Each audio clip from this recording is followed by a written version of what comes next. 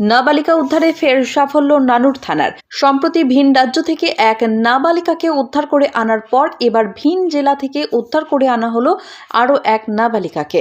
উল্লেখ্য, গত 14ই জানুয়ারি নানুরের উচ্চকরণ অঞ্চল এলাকার ষোড়শী গ্রামের এক নাবালিকা নানুর ইউকো ব্যাংকে যায়, আর তারপর সে বাড়ি ফিরে আসেনি। এদিকে খোঁজাখুঁজি করেও ওই নাবালিকার কোনো খোঁজ না মেলায় ওই দিন নানুর থানায় লিখিত অভিযোগ দায়ের করেন নাবালিকার অভিভাবকরা।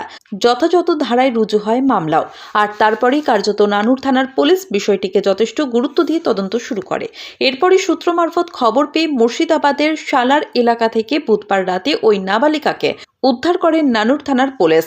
বৃহস্পতিবার যথাযথ নিয়ম মেনে শিশু কল্যাণ কমিটির কাছে পাঠানো হয়েছে নাবালিকাকে। এমনকি গোপন জবানবন্দির জন্য বিভাগীয় ম্যাজিস্ট্রেটের কাছে পেশ করা হবে এমনটাই জানা গিয়েছে। ঘটনার জেরে এখনো পর্যন্ত কাউকে গ্রেপ্তার বা আটক করা হয়নি। নানুর থেকে শুভদীপ গুইয়ের report, crime press Bengal news.